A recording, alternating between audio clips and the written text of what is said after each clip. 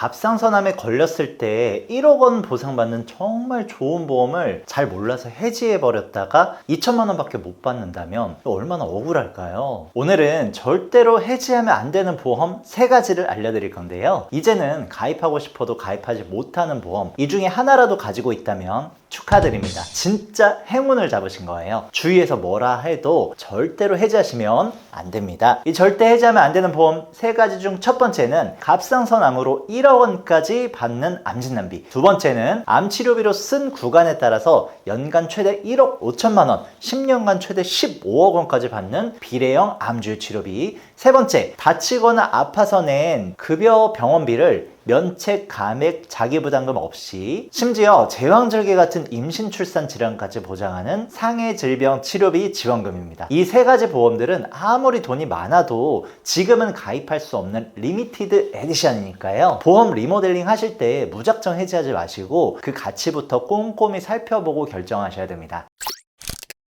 절대 해지하면 안 되는 첫 번째, 암 진단비인데요. 암 진단비라고 해서 모두 같은 진단비라고 생각하시면 금물입니다. 보험증권을 열어서 암보험을 언제 가입했는지를 잘 확인해 보셔야 돼요. 현재 암 진단비는 갑상선암, 경계성 종양, 제자리암, 기타 피부암, 이 4가지 암 종류를 유사암으로 분류하고 있습니다. 4가지를 제외한 나머지 암 종류는 모두 일반 암에서 보장하고 있죠. 그런데 현재 유사암 진단비는 일반암 가입 금액의 20%까지만 가입할 수가 있어요. 쉽게 말해서 일반암 진단비 1억 원을 가입해야지 유사암으로 1억의 20%인 2천만 원까지 받을 수 있다는 거죠. 문제는 일단 유사암 중 갑상선암의 경우 한국인의 발병률 남녀 1위인 암으로 특히 15세부터 64세 거의 모든 연령대에 걸쳐서 발병률이 가장 높은 암 중에 하나입니다. 여기에 다른 유사암인 경계성 종양, 제자리암 등은 영기암, 초기암이라고도 부르는데요. 요새 건강검진을 많이들 하셔서 그런지 매년 발병자 수가 증가하고 있는 걸 알 수가 있죠. 먼저 2008년 이전에 암보험에서는 갑상선암을 유사암으로 분류하지 않았습니다. 때문에 갑상선암도 일반암과 똑같이 1억 원을 받을 수가 있는데요. 즉 똑같이 암진단비 1억 원을 가입했어도 갑상선암의 진단이 되면 2008년 이전에 가입하신 분들은 1억 원을 받는 거고요. 최근에 가입하신 분들은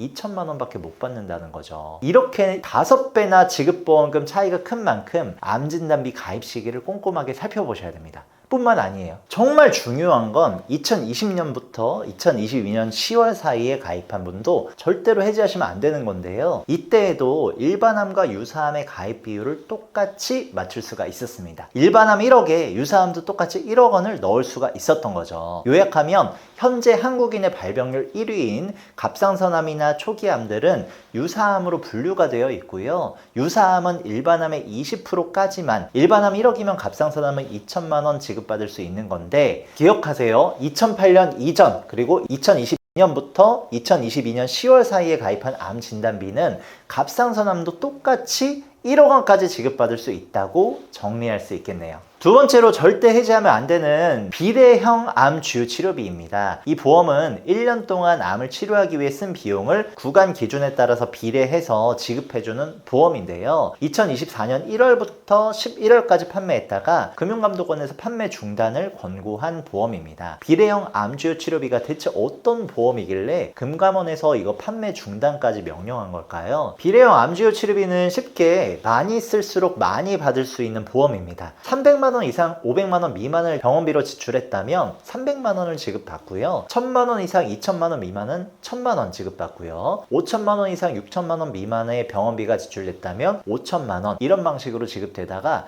1억 원 이상부터는 최대 1억 5천만 원까지 보상이 됩니다. 예를 들어서 이 췌장암에 걸려서 암 치료비로 4,500만 원을 지출했어요. 그러면은 4천만 원을 받습니다. 이후에 완치되지가 않아서 다음 해에는 3,200만 원을 썼어요. 그럼 3천만 원이 지급이 되죠. 이런 방식으로 최대 10년간 최대 15억 원까지 지급받는 보험입니다. 비례형 암주요 치료비의 장점 중 하나는 급여든 비급여든 관계없이 암 치료비로 쓴 자기 부담금만을 기준으로 하기 때문에 비급여 의료 항목인 다빈치 로봇 수술이나 표적 항암제, 면역 항암제 등 신약이나 중입자, 양성자 등 방사선 치료까지 비용 걱정 없이 보장받을 수가 있습니다. 하지만 이 금융감독원에서는 이렇게 고액의 의료비 지출을 대가로 하는 보험은 도덕적 해이나 과잉 의료 행위를 유발할 수 있다고 문제 삼으면서 이 비례형 암주요 치료비 등의 보험 판매를 중단시킨 거죠. 그것도 출시된 지 1년도 안 돼서 말이에요. 다시 말하면 비례형 암주요 치료비는 보험계의 생태계 교란종이라고 생각을 해요. 보장이 좋은 만큼 보험사의 손해나 여러 문제를 일으킬 수 있어서 사전에 금감원에서 차단을 한 거라고 생각하는데요. 다시 말하면 반대로 금감원이 직접 나서서 판매를 중지시킬 정도로 보장이 좋은 보험이기 때문에 보험 혹시라도 리모델링 하실 때 절대 해지하지 말고 가지고 계셔야 됩니다. 세 번째 절대 해지하면 안 되는 보험, 상해질병치료지원금 보험인데요. 상해질병치료지원금도 비례형 암주요 치료비와 마찬가지로 24년 12월에 판매가 중단된 보험인데 어떤 보장 혜택을 가지고 있길래 중단된 건지 한번 살펴보겠습니다. 먼저 이 상해질병치료지원금은 가입 후 일정 기간 보장하지 않는 면책기간이 없고요. 또 가입한 금액의 절반만 지급하는 감액기간도 역시 없었습니다. 심지어 자기부담금도 없죠. 또 상해나 질병으로 인해 지출한 급여 의료비를 보장하다 보니까 제2의 실손보험이라고도 불렸던 보험인데요. 보장 방식은 앞에 비례형 암주요 치료비와 유사합니다. 연간 지출한 합산 급여 자기부담금이 보험금 지급 기준 이상일 경우에 보장을 하는 건데 쉽게 말하면 연간 56만 원을 급여 자기부담금으로 지출했다면 50만 원을 보상받을 수가 있는 거고요. 200만 원 이상 300만 원 미만은 200만 원 이런 방식으로 최대 1000만 원까지 보상을 해줍니다. 역시나 급여 치료비를 많이 쓰면 쓴 만큼 많이 받을 수 있는 구조인 거죠. 특히나 실손보험은 아무리 보장이 좋아도 초기 보험을 제외하고는 자기부담금이 있다는 점이 실비의 단점이라고 볼 수 있겠는데요. 상해질병치료지원금 보험은 자기부담금도 없습니다. 또 실비보험은 입통원 한도가 구분되어 있다 보니까 값비싼 비급여 치료를 통원으로 받은 경우에도 다세대 기준 20만 원 한도로밖에 보장을 못 받는데요. 상해질병치료지원금은 입통원 구분 없이 연간 지출한 급여 자기부담금만을 기준으로 보장을 해줍니다. 그리고 실손의 최대 단점 바로 갱신형 보험이라는 점이죠. 일정한 시간이 지나면 보험료가 계속 인상될 수 있다 보니까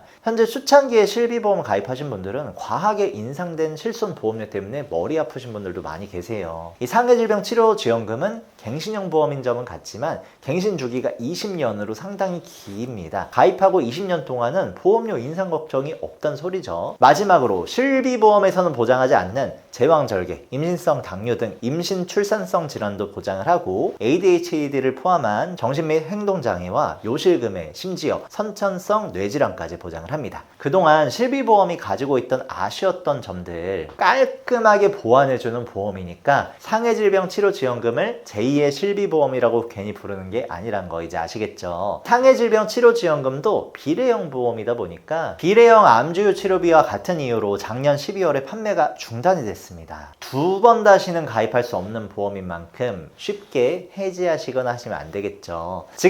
지금은 가입할 수 없는 절대로 해지하면 안 되는 보험 3가지에 대해서 알아봤는데요. 판매가 중단된 보험들은 대부분 공통점이 있습니다. 막상 판매하고 봤더니 보험회사의 손해가 너무 커서 보험사가 직접 판매를 중단한 보험, 과잉 청구나 도덕적 해이 등의 이슈로 금감원이 권고해서 중단된 보험, 이런 보험들은 웬만하면 유지하는 게 좋습니다. 보장 내용이 좋기 때문이죠. 가끔 보험사에서 직접 연락이 와서 이러한 보험들 해지하면 보상을 주겠다는 등 말하는 경우도 있을 수 있는데요. 내가 가진 보험의 진면목을 잘 살펴본 후에 판단하셔도 늦지 않습니다. 정말 보험료를 부담할 형편이 없다면 그러면 어쩔 수 없겠지만은 그래도 최소한 보험의 가치를 알고 해지하느냐와 모르고 해지했다가 뒤늦게 깨닫고 후회하느냐는 이거는 천지 차이니까요. 두 번 다시 가입할 수 없는 이 3가지 보험은 섣불리 해지하셨다가는 크게 후회하실 수도 있습니다. 오늘 영상 여기서 마무리하고요. 혹시 내 보험 내용을 정확하게 잘 모르시거나 가입한 시기를 자세히 알고 싶은 분들은 저희 보험신사로 문자나 카톡 남겨주시면 상세하게 설명 도와드리겠습니다. 저희 보험신사에서는 불필요한 보험료의 부담을 줄이고 최소한의 보험으로 최대의 든든함을 느끼실 수 있도록 32개 보험회사의 객관적인 통계 자료를 분석해서 한 분 한 분 상황에 맞춘 합리적인 설계를 보장부터 청구 관리까지 도와드리고 있습니다. 현재 과도한 보험료로 리모델링을 고민 중이시거나 보험 설계안을 받아보시고 싶으신 분들도 편하게 문자나 카톡 남겨주시면 언제든 상담 도와드리겠습니다. 오늘 영상 도움되셨다면 구독과 좋아요 꼭 한번 부탁드리고요. 끝까지 시청해주셔서 감사합니다.